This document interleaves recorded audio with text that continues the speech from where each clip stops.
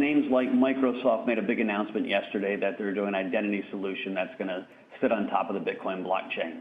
I mean, that's one of the biggest companies in the world credentializing both blockchain and crypto.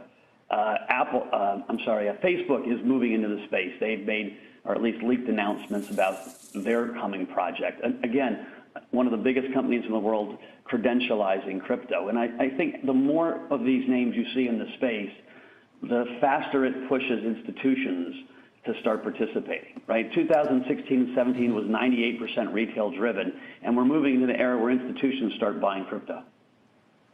Mike, where do you stand on the debate about blockchain being used more and what that means for Bitcoin? For example, JP Morgan coin being used, does that enhance the case for Bitcoin, or is actually a threat because Bitcoin just becomes one of many currencies out there that uses blockchain?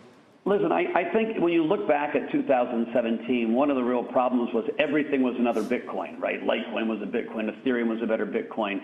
And so you had this amazing supply response to price, right? Everyone put out their own coin.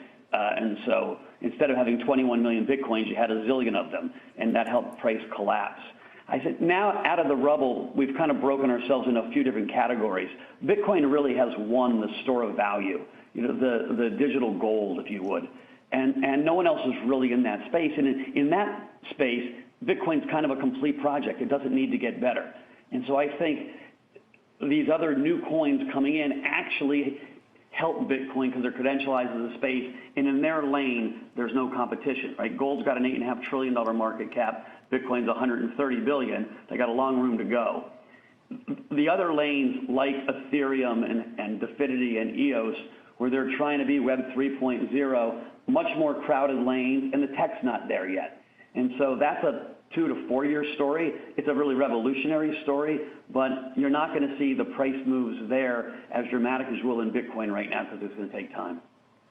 And yet, you know, Mike, the price has been all over the place. It's doing well lately. It's well off of the highs that we saw, at the end of 2017 or so? What did it get to, 17,000? I mean, how do you advise an individual investor that doesn't have as much money as you do to not lose their shirt buying Bitcoin?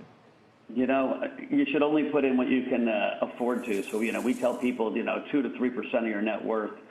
Think of it like a big stock, right? Bitcoin itself, I mean, people have gold positions, they have Google positions, and they should have a Bitcoin position. I think over the long haul, there's limited supply. We're seeing people move into the space. There's something magic that happened. I mean, this is a 10-and-a-half-year-old experiment.